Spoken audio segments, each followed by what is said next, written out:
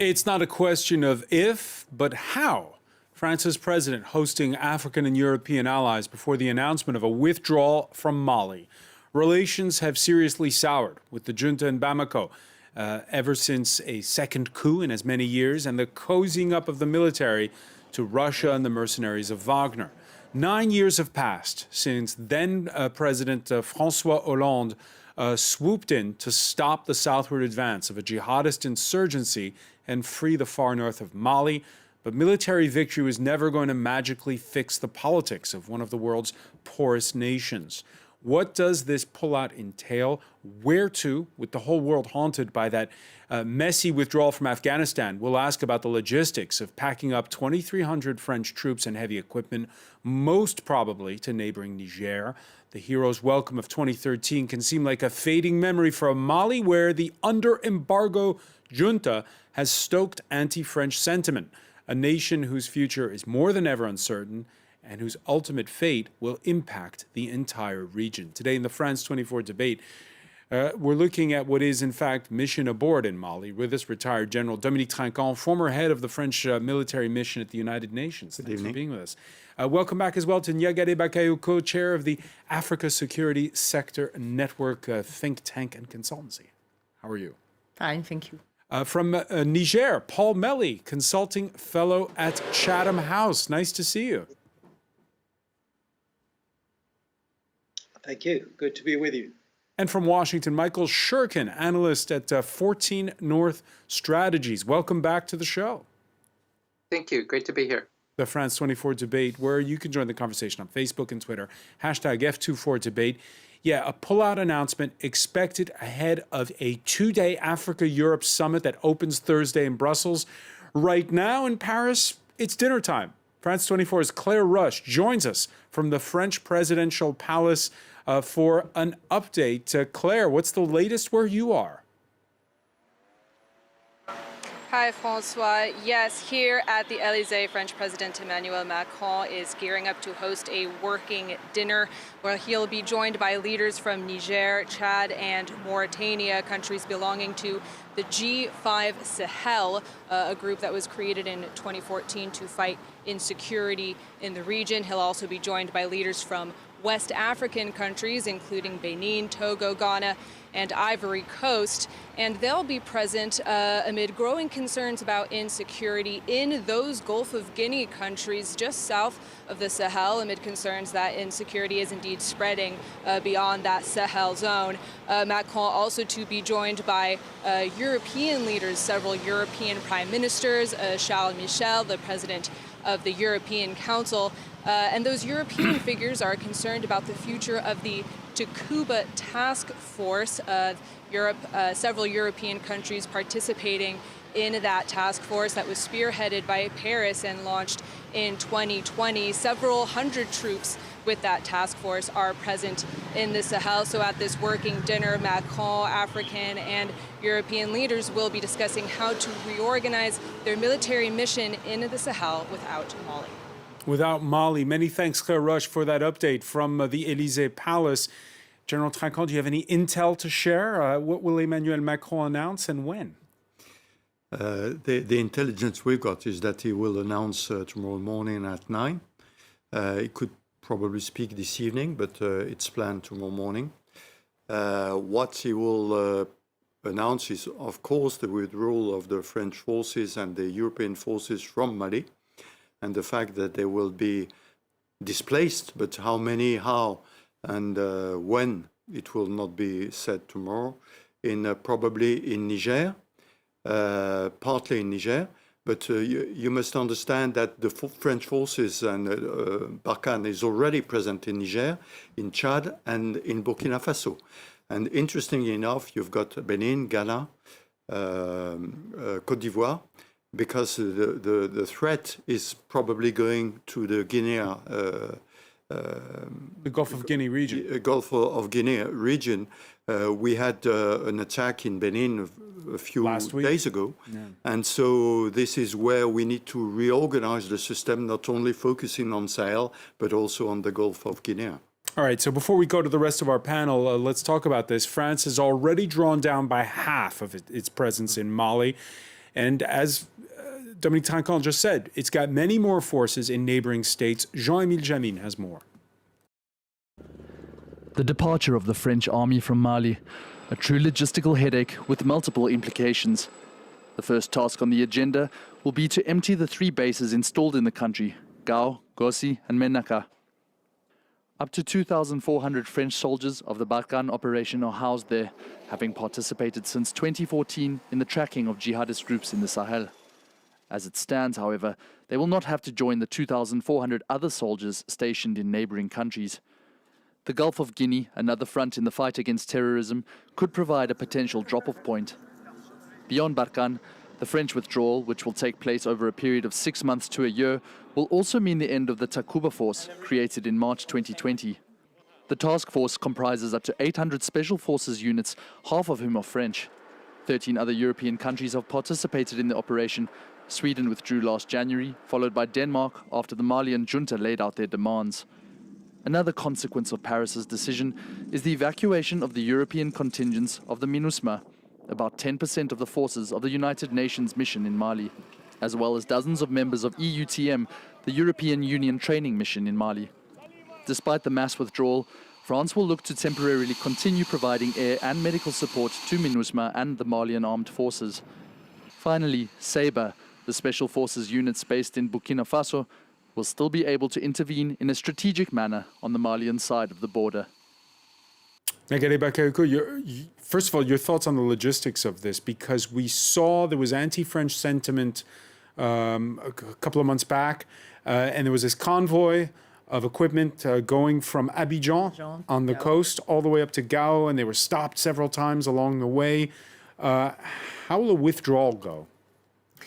This is a crucial question indeed, because force protection has been in fact at the core of all Western deployment in the region, be it for the Barkhane force, for the Takuba one, or for the MINUSMA.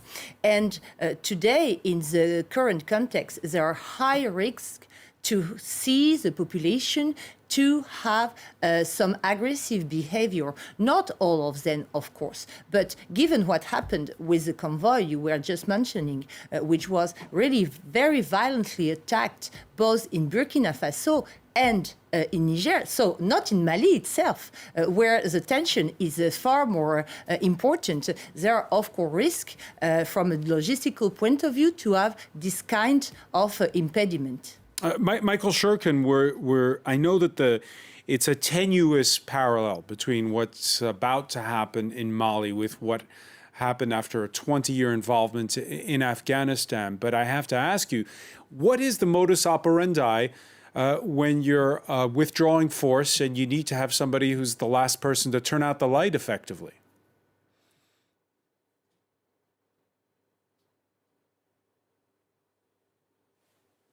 That goes without saying. I think it's a question of planning and preparation, and also making sure that people who need to be protected are protected. I think it's a good thing that French forces are basically giving themselves a timeline. I think there's also a difference here, which is that Mali is not at risk of immediately collapsing within the next 6 months. So it's not like suddenly you're going to find that the place is falling down around one's on top of one's head, which was sort of the case in Afghanistan. So I really don't expect there to be that kind of chaotic, horrible situation. That being said, we do have to worry about the longevity of the Malian state after the French leave, but I think that's a whole other matter.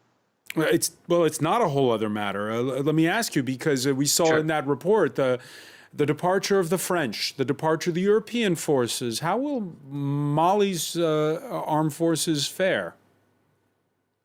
Well, I think in the long term, they're not going to fare very well, because the departure of the French and MINUSMA, well, it still remains to be seen what happens with MINUSMA.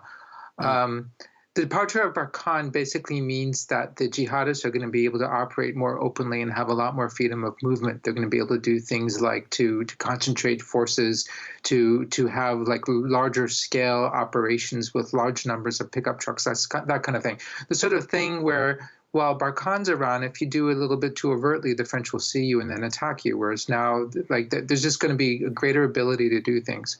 So I basically think that the Malian security forces are going to have a much more difficult time with the French.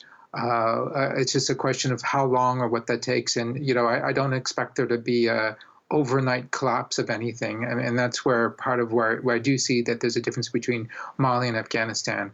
There will be a problem, but it's not going to be an overnight complete collapse. Plus also the fact that France will still be in the neighborhood means that there's still a potential for some sort of intervention. You know, if there really is a dire threat to Bamako or something like that, then that's something that can be dealt with relatively easily. Whether or not the Malians will want to call for French help, that's another question. Right, still in the neighborhood, and the country everyone is looking at is neighboring Niger. That is expected perhaps to host the remainder of those French forces that are pulling out. Back in late November, Niger's president, Mohamed Bazoum, on national television, hailed France's role.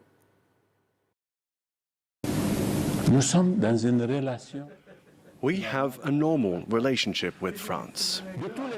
Of all the countries that are engaged with us in the fight against terrorism today, France is the country that's making the most sacrifices.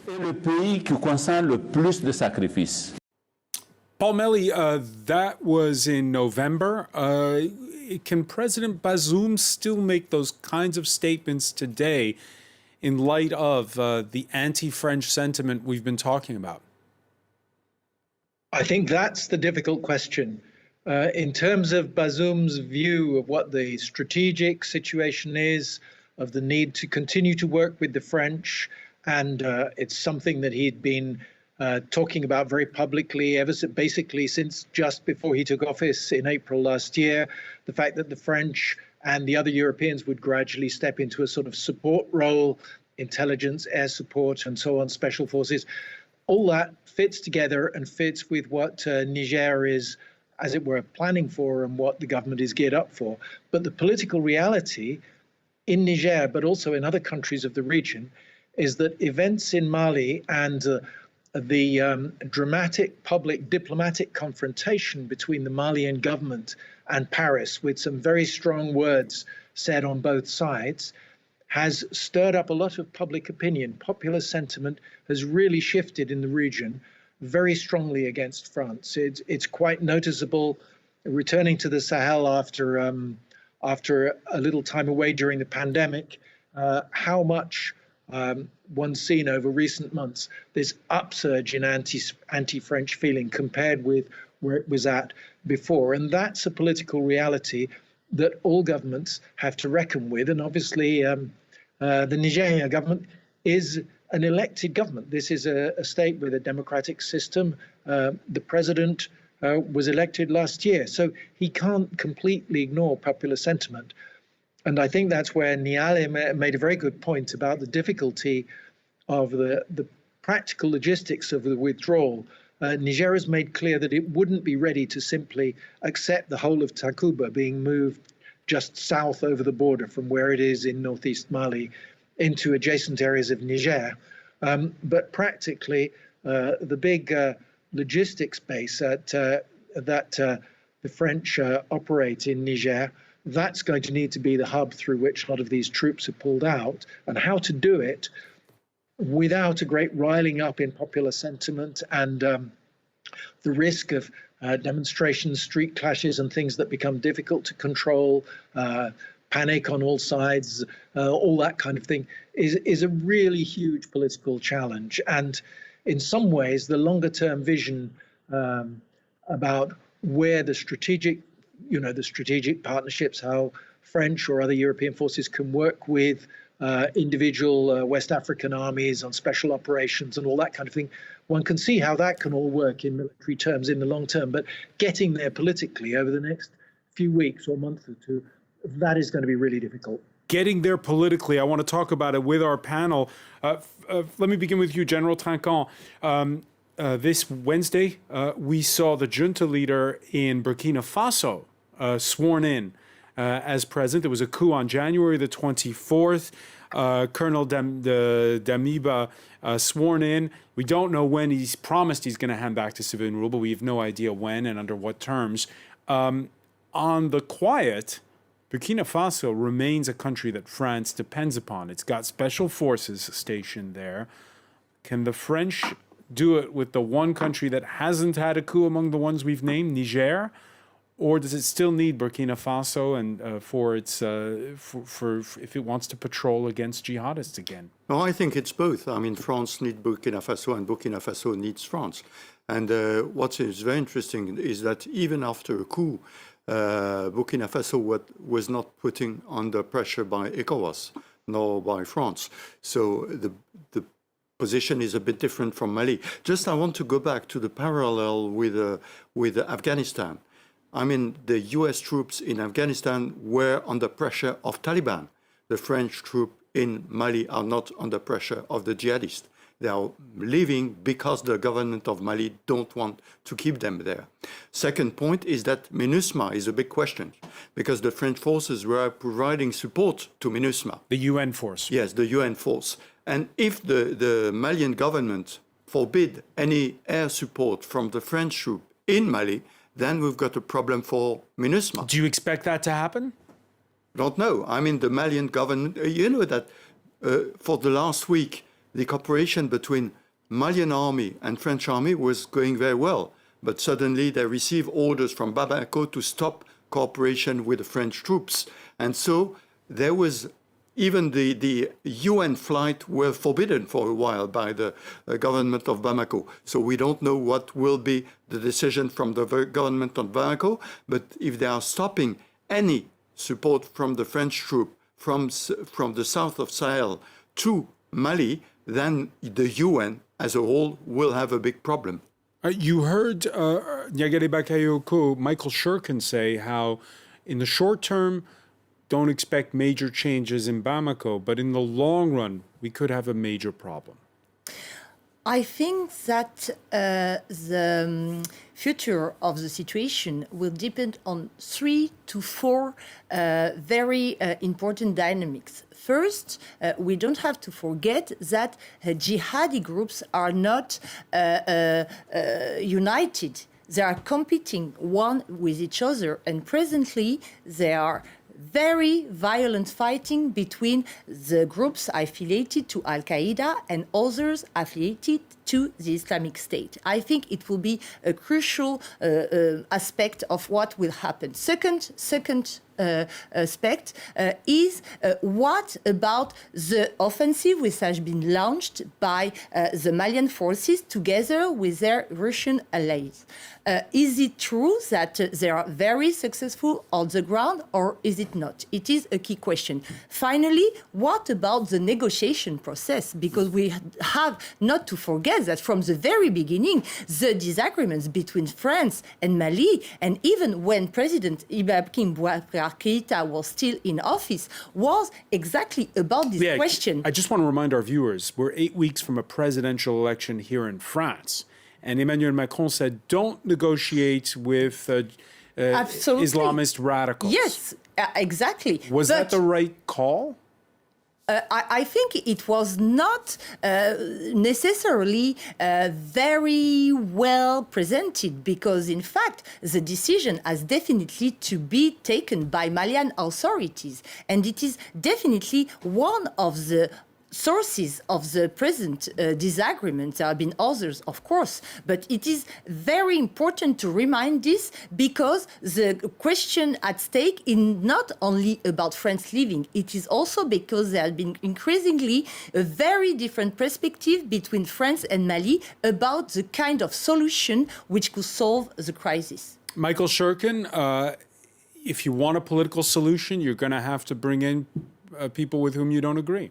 Is that is Emmanuel Macron wrong to make it just a blanket no to speaking to any of those groups, which, as you heard Niagale say, are of various stripes?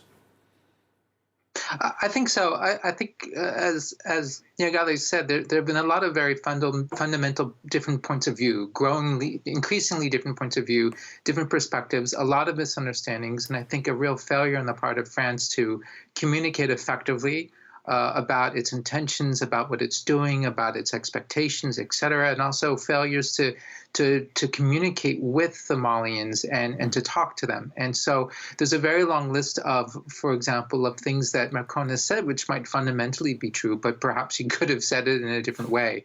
And there's a tone deafness that I think is often the case amongst Macron and also de Trinquand, the Minister of Foreign Affairs. Sort of a constant, this amazing ability to rub Malians the wrong way, which I think has really dogged France since the very beginning.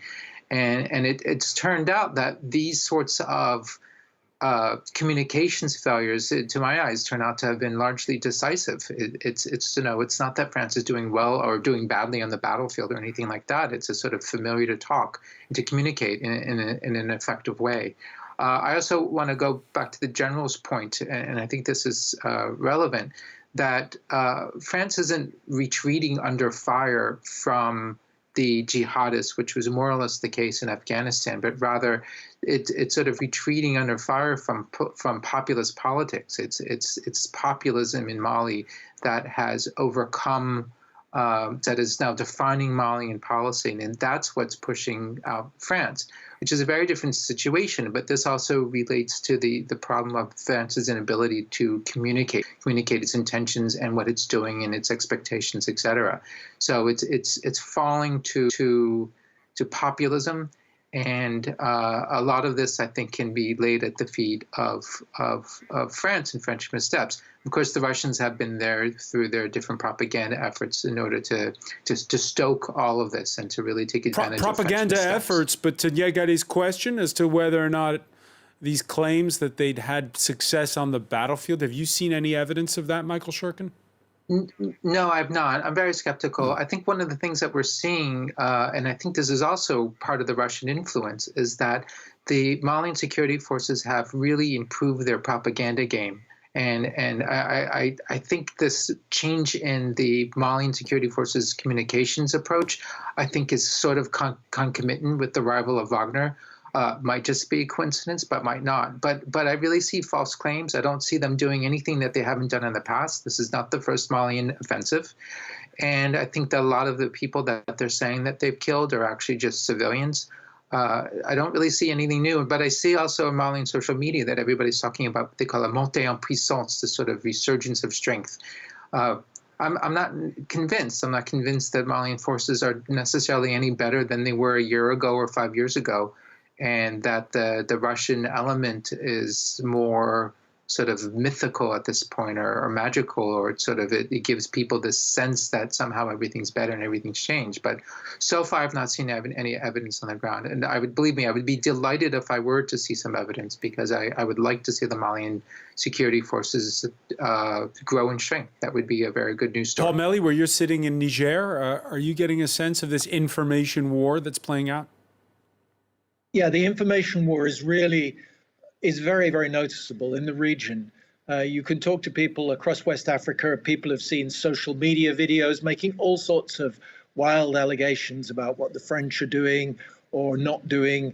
It's very commonplace, for example, to have people say to you that the French are deliberately supporting either the jihadists or deliberately supporting the Tuareg separatist movements in the north of Mali, who in fact signed a peace agreement with the Malian government back in 2015, and whose main focus these days is on trying to secure more administrative devolution. But all sorts of rumors are circulating. And I think we also need to remember that this is in a regional context, in a West African context. So it's not just that Mali is having a confrontation vis-a-vis Paris or vis-a-vis the European countries, as we saw with the row when they asked Denmark to pull its troops out.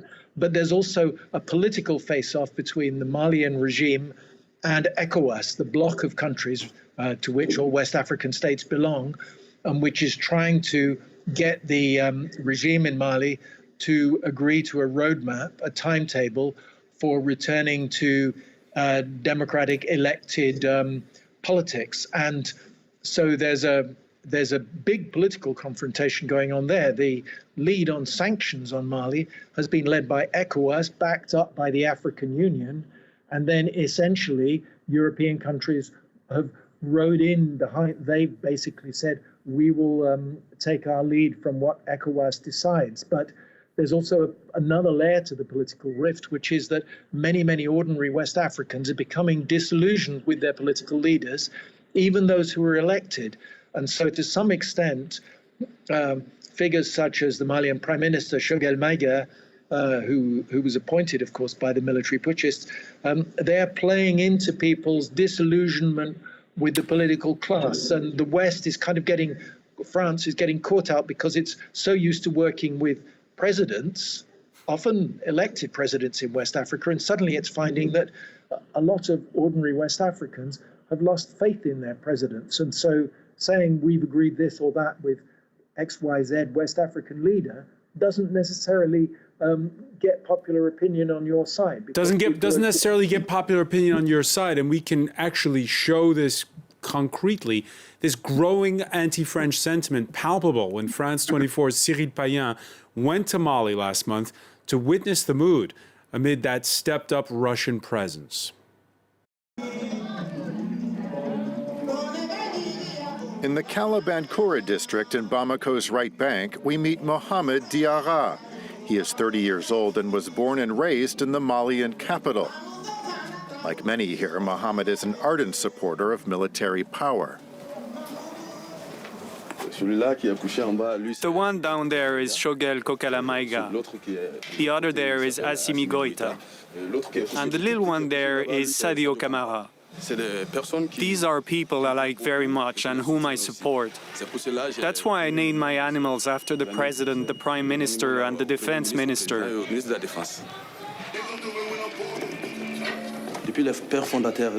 Since the founding fathers of independence, they have followed an ideal.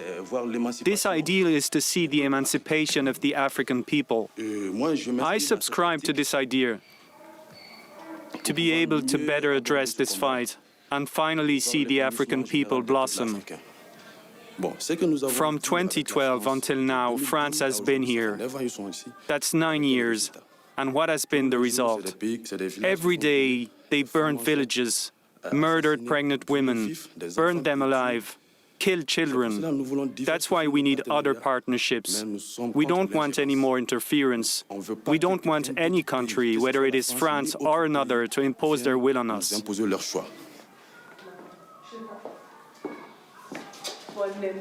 It is January 22nd and a new day of protests in the streets of Bamako. A week ago, hundreds of thousands of Malians took to the streets across the country to denounce the regional sanctions imposed on their nation. This gathering was organized by a hardcore nationalist group made up of young people. Here, there is plenty of anti-French sentiment.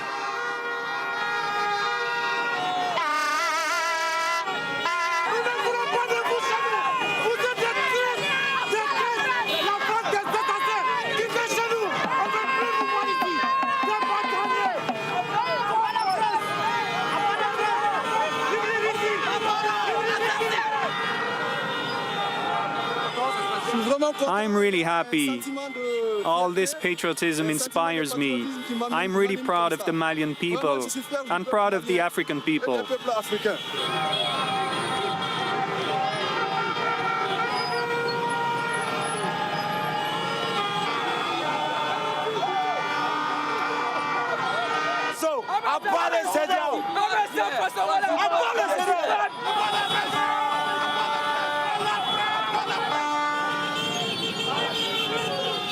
The crowd of thousands marches around the city, growing by the hour.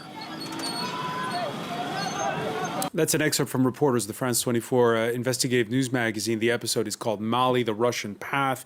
And in it, you see, General Trinquand, that those who are against France leaving spoke to us, but didn't want to speak on camera. They did so with their face hidden. It's a tense situation right now. Yes, it's a tense situation. That's why the French forces have to leave Mali. May I add one point to the 3 points of Niagale, is that we're not talking about the opposition, and we are more and more listening to opposition saying be careful, the putschists are taking the wrong side. And you've got, for example, Imam Dicko, who was one of the men who was for organizing the living of Abico, who is saying, don't forget that France is our strategic allies.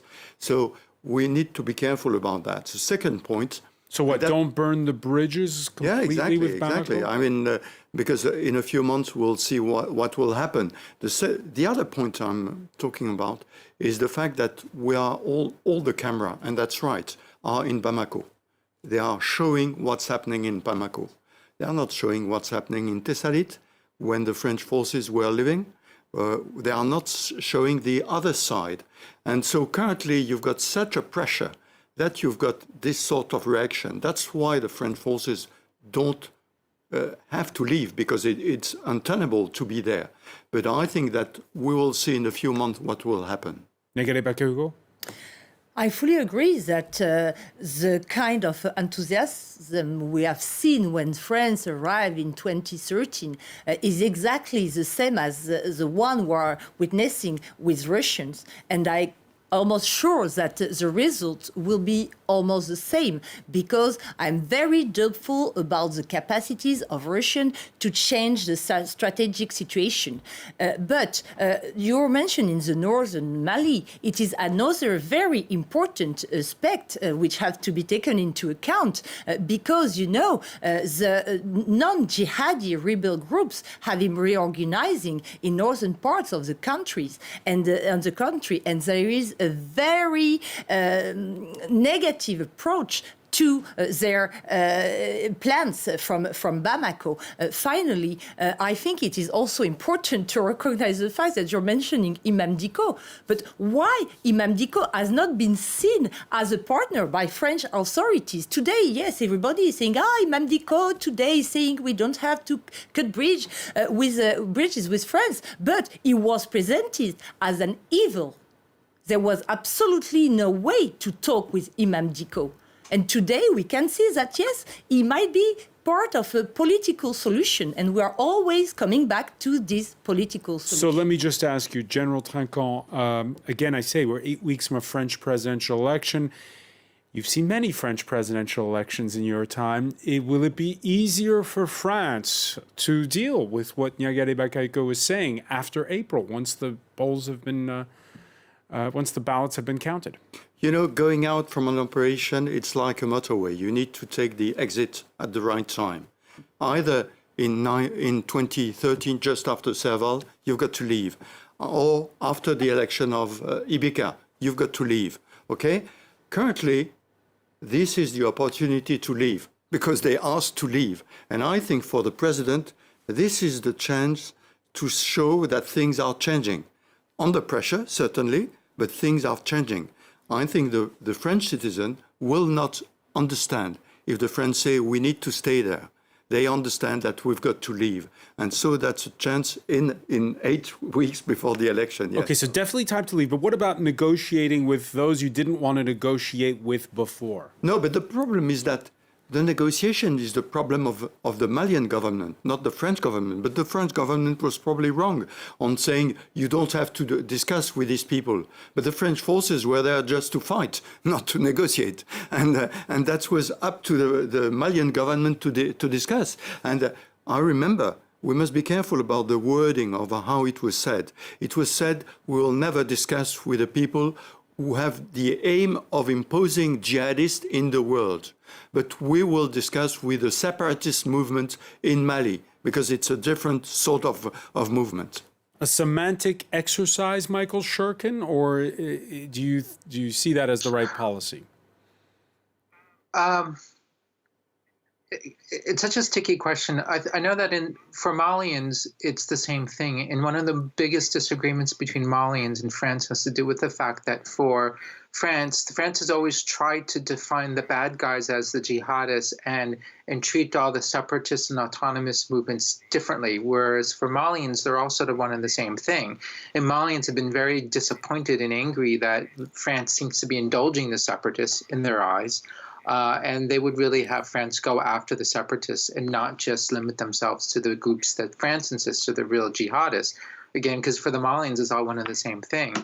But it's a very tricky situation, and I'm sensitive to this because I understand that from a French point of view, getting involved in putting pressure on the separatists means getting involved in internal Malian politics, which is really very colonial. And that's something that France actually doesn't want to be doing. It doesn't want to sort of take this colonial role of arbitrating amongst the different warring parties in Mali, and therefore it likes to cling to what might in fact be a fiction, the idea that the jihadists are different from the separatists, and then focus on fighting the jihadists. And that's really been the French position. It's also, by the way, been the American position as well, right? To try to draw a strong line between the jihadists and all the separatists and insist that we don't want to have anything to do with the fight with the separatists because it's none of our business.